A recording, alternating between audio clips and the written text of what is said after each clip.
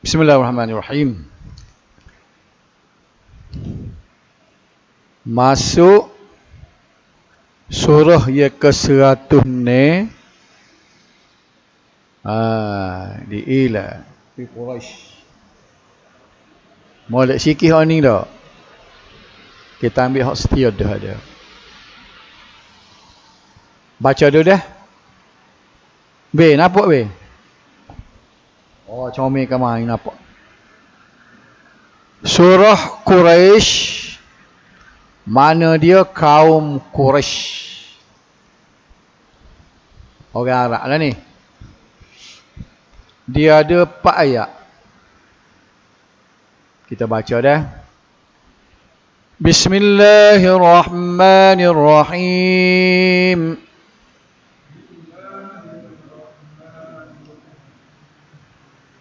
Li'ilafi Quraisy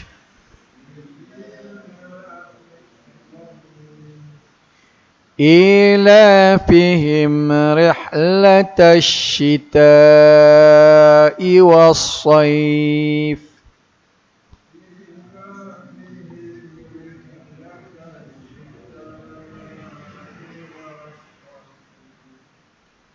semua ni dia berhenti dengan maklin dia panggil. Bila maklin tu sifat dia lembut lah. Jadi bila kita sebut Quraisy, kalau jadi kerah je Quraisy, kita sebut Quraisy. Jadi bunyi kerah tu. Dia nak je lembut Quraisy. Wasaif. Semua 4 ayat ni berarti dengan maklin belakang. Falyabudu rabb hadzal bait.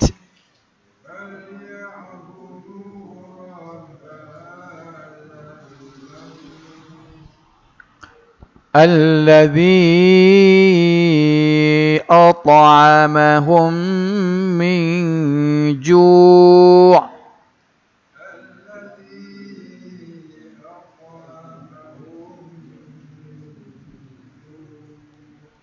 wa amanahum min khawf.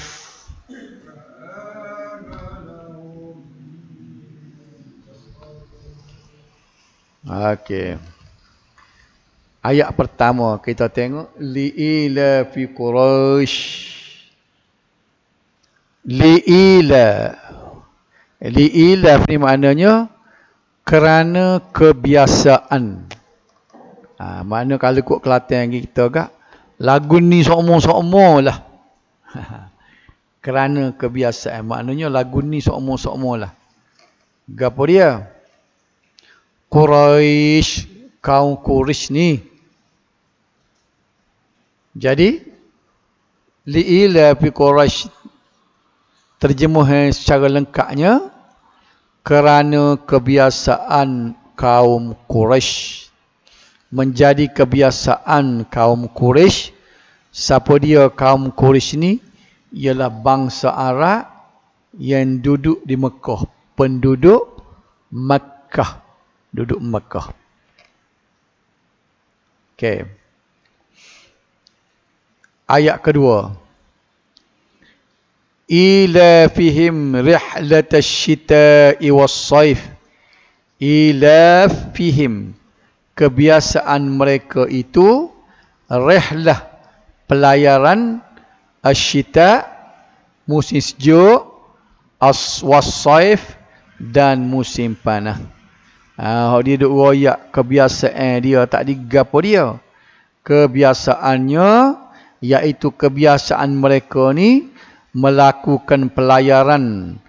Belayar sini belayar ke atas pada pasir lah. Dia panggil belayar juga. Pada musim sejuk dan pada musim panas. Dia belayar belaka. Musim panas, musim sejuk. Terang kau tulisan tu dah. Skala guna hak kuning. Boleh je tak kuning? Tak tahan ni. Dia nak. Okey. Nak buat ulasan sikit. 2 ayat yang kita baca tadi. Kaum Quraisy dari suku Arab, Sulu pula dah salah heja tu.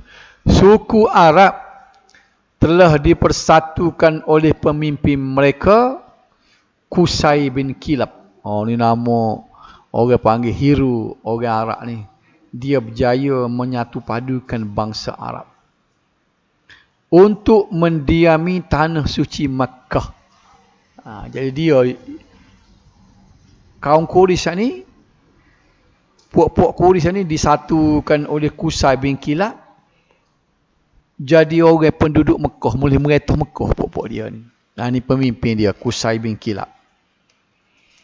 Mereka, orang Quraisy ni, dikurniakan Allah kemudahan untuk membiasakan diri berdagang, merentas padang pasir ke negeri Yaman pada musim sejuk dan ke negeri Syam pada musim panas. Jadi nego sepanjang tahun lah dia. Musim panas dia pergi berdagang, dia pergi menego ada ke Yaman. Bila musim sejuk dia pergi menego di negeri Syam.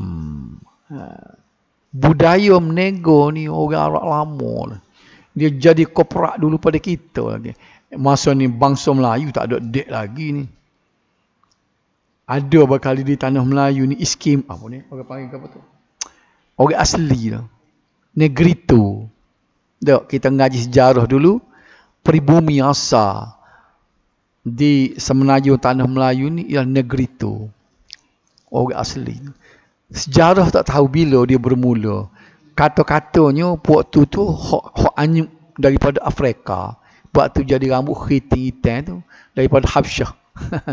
Ada orang kata lagu tu. Gitu tak? Kau ngaji sejarah lagu mana? Melayu ni pendatang juga. Cuma dia lawa sikit. Sebab tu orang Cina, orang India, dia cuba kosek benda ni. Dia kata sama-sama pendatang kita. Yalah, moga kita mari dulu. Supaya dia Amerika juga ni. Amerika siapa dia? Peribumi dia. Puak-puak Apache tu Red Indian. Apache, penduduk asal dia. Orang putih pergi jajah. Sebab tu dalam perang dia buat. Tengok dia cerita Apache tu tak? Dia perang orang puak-puak Red Indian kan? Di Australia. Semua mari daripada Eropah belakang. Separuhnya dia pergi ke Amerika. Separuhnya dia pergi ke benua Australia. Dengan New Zealand. Cuba tengok. Bangsa penduduk asal Australia kan. Puak-puak Maori tu kan. Kita legang gitu.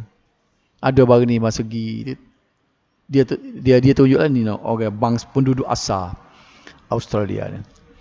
Jadi ketika kaum Quraisy meretah dia sudah menjadi orang bertamadun dah, menego dah, pergi ke Yaman, pergi ke Syam untuk buat dagangnya. Kita orang Melayu tak ada lagi di Malaysia ni. Dan kalau kita tengok bermula orang Melayu dengan pakai cawak begitu, tak pakai baju tak. Mereka berlayar memperdagangkan bahan-bahan makanan dan pakaian dari kedua buah negara tersebut dengan mendapat keuntungan besar. Cuba tengok sejarah kan Nabi kita kan, nego kan mula-mula tak. Khadijah, ia tertarik kepada Nabi itu kerana Nabi berjaya dalam perniagaan dia. Amanah yang ada daripada Nabi, lepas tu dia boleh menego dengan baik, mendatangkan keuntungan. Menyebabkan Khadijah binti Khuwailid, isteri pertama Nabi ni, dia tertarik hati dengan Nabi. Nego juga ni. Maknanya budaya nego ni orang lama dah, orang Arab ni. Sudah bertamadun dengan perniagaan dia. Mereka selamat dalam pelayaran pergi dan pulang. Inilah ya Tuhan bakit tadi. Hidup dalam aman dan tenteram. Tidak pernah mengalami bahaya dan gangguan. Sepanjang duduk nego ke Yaman dengan Syam tu, selamat. Selamat pelayaran daripada pasir. Dari dulu kan, Mekah dengan Madinah kalau tanya, orang dulu belum ada kenderaan, dia naik unta kan, 15 hari, 16 hari. 16 hari, 16 malam. Gedup atas unta. Tengah malam baru jalan, tengah hari dia berkemah duduk tu, muka panas kan. Malam berjalan. Nampak saya duduk.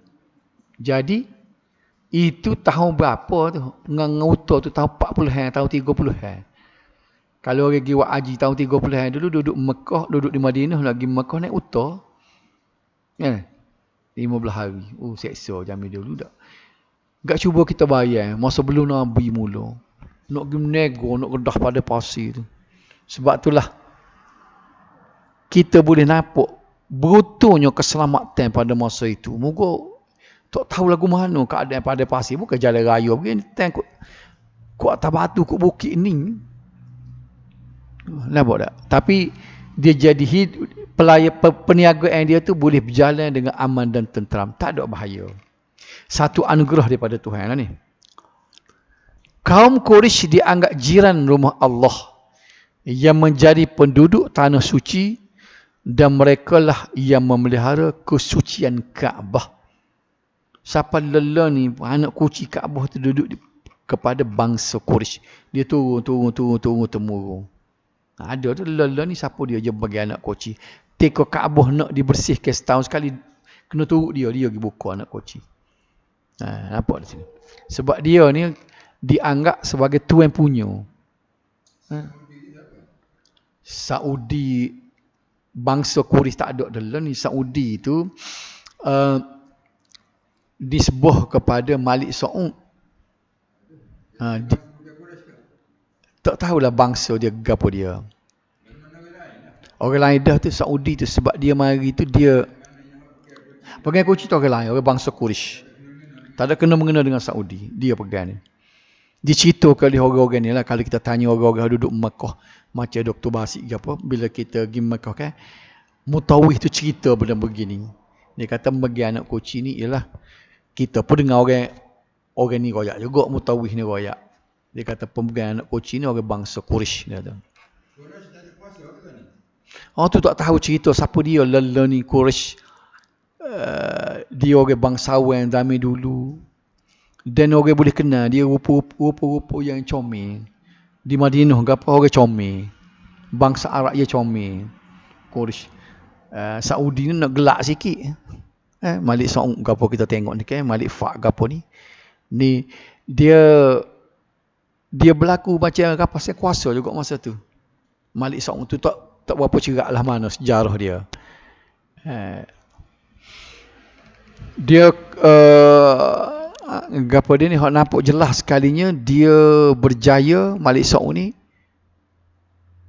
menghalau gapo orang panggil pemerintah Turki. Kan Turki merintah kan dulu sebab tu kalau kita pergi Mekah ada bangunan-bangunan Turki tu kan dia tak uang kat tu kan. Hok lama buruk dekat Kaabah tu. Tu masa Turki merintah Mekah pada masa tu. Mana kena takluk juga Mekah Saudi pada masa tu. Semenjak Allah membinasakan pasukan bergajah dan memusnahkan mereka yang berniat jahat, menyebabkan rasa kasih orang luar terhadap kaum Quraisy dan penghormatan raja-raja dan pembesar negeri terhadap mereka. Sebab dia kira bangsa Quraisy inilah ketika Abrahah yang kita nak baca dalam surah Al-Fil lepas pada ni, dialah Abdul Muttalib itu bangsa Quraisy. Dialah yang jaga Mekah Baitullah pada masa tu. Kan Abdul Muttalib serah. Dia kata sebab Abrahah nak mari serang, aku serahlah kepada tuan punya rumah ni. Itulah cerita dia je. Akhirnya berlakulah tentera bergajah tu hancur dalam surah Al-Fil lepas pada ni. Kerana diselamatkan oleh Allah dengan tentera burung. Siapa dia? Abdul Muttalib memanglah, tapi dia pada masa tu diterima sekiranya dia beriman dengan agama Nabi Isa pada masa tu kan. Tak tahu dia lagu mana.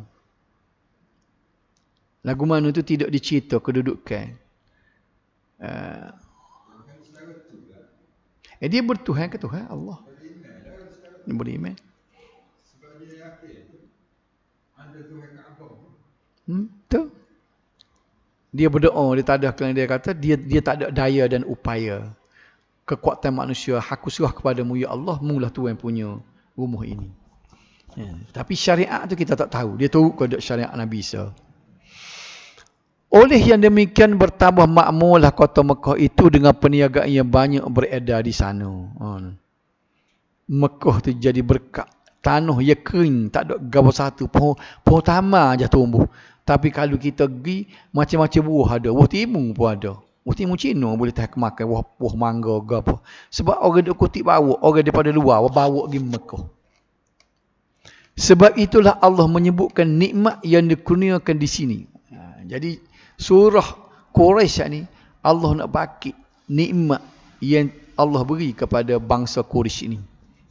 Dan Tuhan sebut nikmatnya supaya penduduk di situ bersyukur terhadap nikmat yang Allah beri pada dia.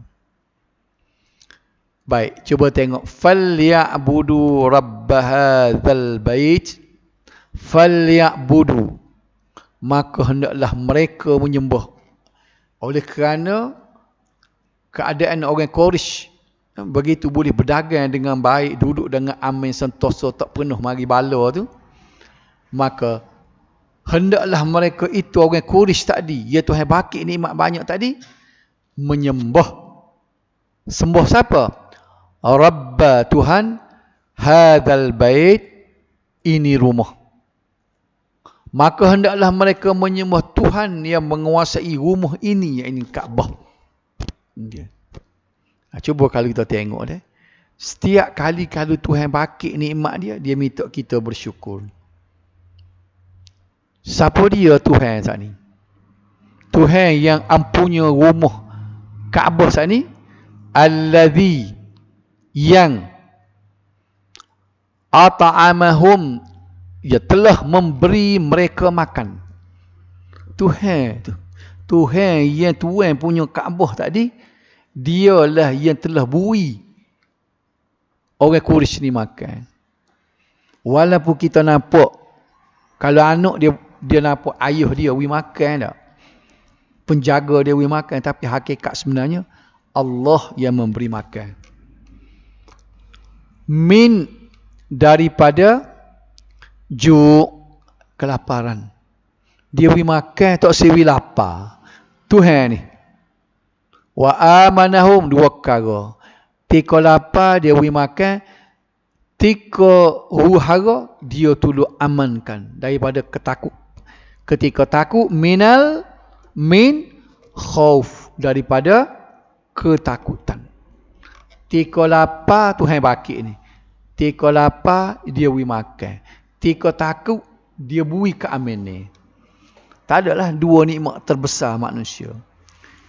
Rezeki, hidup aman. Kalau rezeki banyak, hidup tak aman, tak jadi apa juga. Sebab itulah di antara nikmat ni, lelah ni kita duk sambut kemerdekaan ni, biarlah lepas daripada kemerdekaan tu kita tengok, setelah merdeka, puak kita sendiri, dia tidak isi kemerdekaan itu dengan sepenuhnya sebagaimana agama Tuhan nak. Tak? Duk main campur gaul lagi ni. Tapi sekurang-kurangnya, nikmat ya Tuhan beri nikmat keamanan ni. Payah nak cari supaya Malaysia. Tak apa tak? Indonesia, kepo bom berlaku huru-hara. Thailand, berlaku tembok sana, tembok. Yalah ada juga tempat kita, tapi tidak berasa takut. Ketakutan kita duduk ni, nak cari selamat supaya kita ni, payah negeri dah juga. Tak sebandinglah negeri lain yang ada selamat lagi ni, kut rantau ni. Kita nak pergi Kuala Lumpur, start kereta, tak ada bimbang. Orang jahat sekat tengah jalan, orang bom sana, bom sini. Tak. Ni sini ni kita kena, bukan kita kata kerana kita ni pandai buat tak. Waktu cerita lain, pandai urus tadbir. Tapi Tuhan tu, Tuhan terkedih kita ni jadi amin. Sebab dia terima lagi doa orang-orang yang soleh, orang-orang yang warak. Ulama-ulama kita duduk berdoa, tadah tangan ke langit, aminkanlah negeri ni. Tak? Ini patut kita bersyukur. Sepatutnya bila sambut kemerdekaan ni, kerajaan kita kena besar benda ni, aman kita ni. Bukan amannya, bukan amin ni, hak kita pandai urus tadbir, jaga polis, jaga askar, tu hak luar. Tapi Tuhan, pertolongan daripada Allah. hasil daripada kita ta'bud kepada dia. Okey. Jadi dua perkara Tuhan bagi tadi. Bila lapar, dia beri makan ni. Bila takut, dia bagi keamanan ni. Jadi allazi at'amahum min ju' wa amanahum min khamr, yang telah memberikan mereka makan untuk menghilangkan daripada kelaparan dan mengamankan mereka daripada ketakutan. Faham tak? Baik, mereka diperintahkan supaya menyembah Tuhan dan ibadat dijadikan sebagai tanda kesyukuran terhadap nikmat yang dikhaskan kepada mereka. Baik, Tuhan kata, taruh tu aku beri nikmat kamu. Makan ni melimpah ruah. Duduk dalam keadaan kami ni. Tuhan minta so je. Tolong sembuh aku. Ini pengajaran kepada kita. Kita kena bersyukur. Dan sifat Tuhan ni, bila kita bersyukur, dia akan tambah. Dia kelih kita. Sebab dia sebut dalam Al-Quran, la in syakartum la azidannakum. Kalau mu bersyukur, aku akan tambah lagi nikmat. Wala in kafartum inna adzabi lasyadid. Kalau mu kufur, awas. Bukan kata bila mu kufur, aku tarik nikmat. Tak juga kadang-kadang bila kufur dia kuburi tak apa. Dia kuburi ada. Kau jadi betul, kau jadi dia dalam betul istidraj. Sebab tadi dia kata wala in kafartum, kalau mu kufur, maknanya ada nikmat, mu tidak guna nikmat untuk sembuh aku. Inna adzabi lasyadid. Ingatlah bahawa azab aku amat pedih. Makan tak habis, tak pada gosok dua belah, orang tua kata ni. Ni. Baik. Negeri mereka tiada tumbuhan dan binatang ternakan. Tak ada belah mana. Adalah binatang-binatang yang terhelasak. Supaya kambing gurun. Kambing dengan biri kita tak duduk pada dia ni. Spesies tu. Kambing gurun, uta, hema. Hak tu je hidupnya. Binatang buah adalah. Hak gagah macam singa ke apa tu. Duduk dalam hutan. Dalam hutan apa? Celah-celah batu. Baik. Itik, ayam, serati. Supaya menatang hak duduk. Hak ni tak ada kat dia. Mananya? Yalah dia tidak supaya kereta. Dia guna sistem lah. Dia pera macam tepak kan. Orang nak kata tepak kita ni bergelewang. Main. Macam itik kan. Jumpa baru, jumpa apa. Jadi dia duduk pun menatang tu duduk dekat jaga. Tak selesa lah. Okay. Kemudian Tuhan memberi mereka makan dengan adanya bahan makan ni. Lo ni teknologi lo ni kan. Naik pun kayu dah Mekah. Nyekira juga. Nyekira juga biar naik. Naik kan kehijauan dah ni. Di Arafah tu. Makan ni melimpah ruah Mekah walaupun tak tumbuh. Buah motel. Kalau tani tak hidup Mekah. Tapi melalui daratan dan lautan, hak luar bawa masuk. Pergi Mekah kan, kalau kita pergi, nak cari buah tak ada pak kita, ada pak dia. Keistimewaan ini juga berpunca daripada berkat doa Nabi Ibrahim AS. Seperti yang disebutkan dalam surah Al-Baqarah ayat 120 ni. Ini berkat Nabi Ibrahim, daripada dulu lagi. Ini doa Nabi Ibrahim. Kita pun kali kita nak buat doa negeri kita pun boleh kita doa lagi ni. Rabbi ja'al hadha baladan amina warzuq ahlahu minas thamarat. Wahai Tuhanku, jadikanlah negeri ini sebuah negeri yang aman dan berikanlah rezeki kepada penduduknya dengan bermacam-macam buah-buahan. Ni wahyu Tuhan lah. Jadi tubik daripada Nabi Ibrahim itu nak doa lagu ni dipandu oleh wahyu lah. Jadi dia doa lagu tu, Tuhan, jadikanlah Mekah ni negeri amin. Amin kan? Amin Mekah tu. Lepas tu berikanlah rezeki kepada penduduknya dengan bermacam-macam buah. Tengok Nabi Ibrahim sebut lah. Minas samarat, dengan buah-buahan. Padahal dia tahu buah tamar, buah ting, buah zaitun, hak tu je. Hak hidup Mekahnya. Tak ada buah timun cina, buah pauh. Macam-macam buah. Buah motan. Yeah. Maka menjadi kewajipan kaum Quraisy beribadat semata-mata kepada Allah sebagai tanda syukur. Jadi kita pun lagu tu ya. Tuhan nak tengok bila dia beri nikmat kita, dia nak tengok kita bersyukur. Kita ingat balik, gapo bersyukur? Guna nikmat hak Tuhan beri tadi untuk sembuh dia. Itu orang panggil bersyukur. Kalau guna nikmat, lawan dia panggil kufur nikmat. Selama kening kita tak ada kereta, payah. Nak pergi sebab masjid jauh. Ada motor, ada kereta. Zaman itu jalan kaki. Jarang-jarang boleh pergi. Hari Jumaat je boleh pergi dah. Bila ada motor, kita pun buat rancangan baru. Aku nak pergi tiap-tiap waktu dah pulang masjid. Sebab ada motor. Tu orang panggil orang syukur nikmat. Bila dia ada pitih, dia kira lagu mana aku nak guna pitih untuk kebajikan. Untuk beri kesenangan keluarga. Kemudian beri kemudahan bergapo dia, tolong orang. Buat benda-benda yang Tuhan suka. Guna nikmat untuk benda perkara yang Tuhan suka. Bersyukur dah tu. Hak sebut dengan mulut Alhamdulillah, Alhamdulillah tu satu hal, tu zikir kita. Tapi orang panggil, nak tunjuk dari segi perbuatan, tanda syukur ni, guna nikmat kepada perkara yang Tuhan suka. Siapa dia tu? Imam Ghazali sebut lah, acak kali duduk baca tu dah. Okay. Ni cara Imam Ghazali royak. Kalau nak tahu orang bersyukur, makna guna nikmat untuk Tuhan, buat perkara Tuhan suka.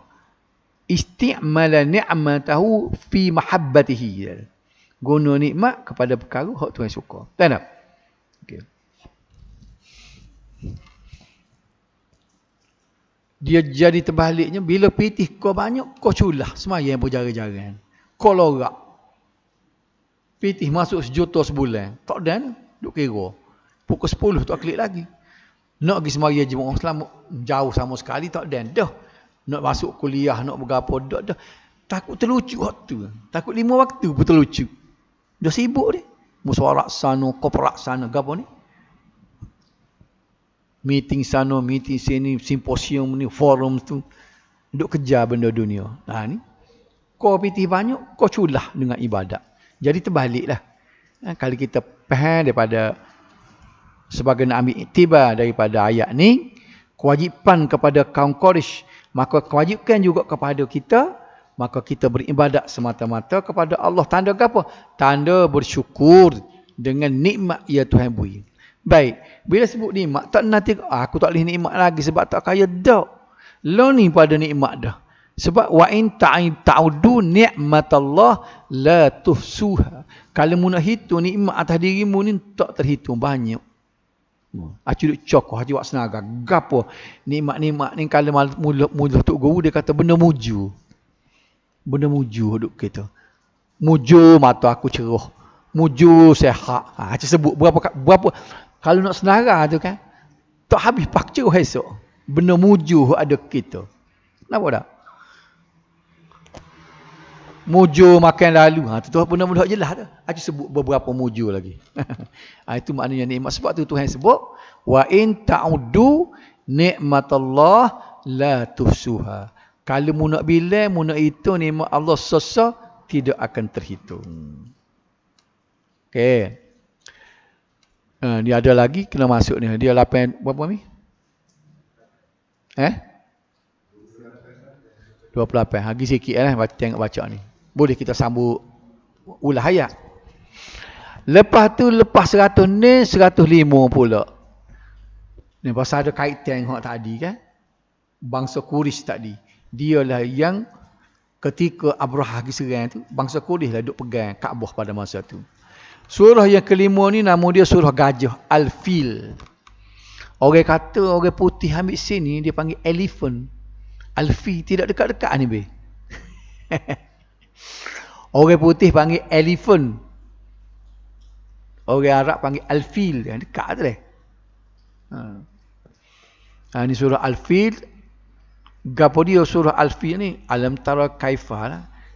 Kita ni tak berapa jinak dengan nama surah dah. Baca gapo surah? Surah Alam tara kaifah. Padahal surah Al-Fil nama dia. Al-Fil gapo dia? Gajah. Surah gajah 5 ayat. Surah lembu 280 ni. Al-Baqarah. Padahal gajah besar pada lembu. Siapa dia orang cerita dulu? Moga dia jadi tikmi semaya. Orang Arab kan dia faham makna. Rakaat pertama yang baca surah Al-Baqarah panjang. Cerita Allah, dia pun dengar. Panjangnya surah Al-Baqarah dia kata. Rakaat kedua dia baca surah Al-Fil. Dia pun mufarakah selalu. Tak tahan. Dia kata kalau kalau lah surah lembu sepanjang tu dia kata, surah gajah kat kau panjang dia kata. Moga besar gajah pada lembu. Padahal surah gajah ni ada 5 ayat ya. Cerita lah dia kata ni. Mana be? Surah lembu jadi 280 ni. Dia ni 5 ayat. Kita baca saja sini deh. Bismillahirrahmanirrahim.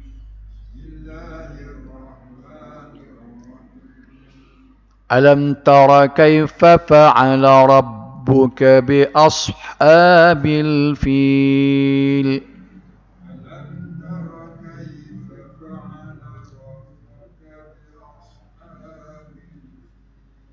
Payah nak jadi huruf sak dah. Dia jadi sin.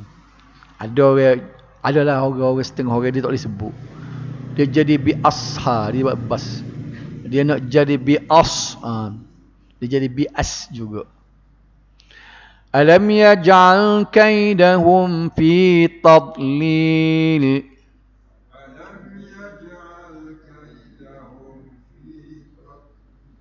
Huruf daksa ni. Ramai bodok dengar kan. Waktu imi semayang pada dia buat macam kol-kol. Alam yaj'al kaidahum fi tadlil. Kaji tu, kasih nak kaji dengar. Tadlil dia buat.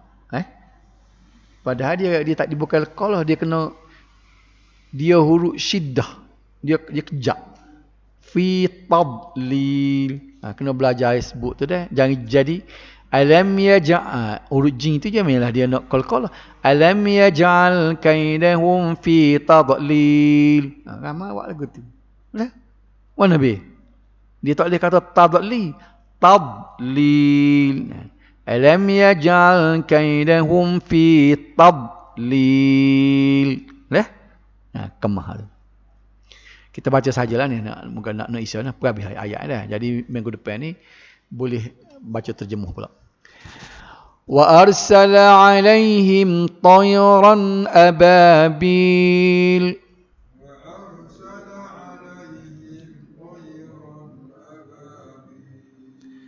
Tarmihim bihijaratin min sijil.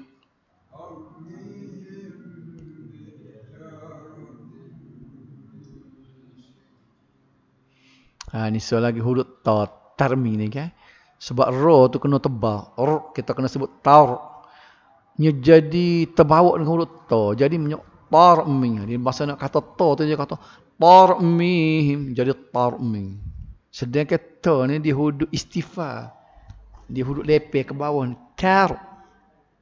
Tarmi. Tar. Ra tu kena tebal. Tar. Tapi jadi tar. Betul tak? Tak? Jadi gitu. Dia panggil mula baba tu sebut tasyarrub dia panggil. Hak belakang terherik ke depan. Tasyarrub dia panggil. Tarmi. Hak tarmi jadi tarmi. Faja'alahum ka'asfim ma'kul.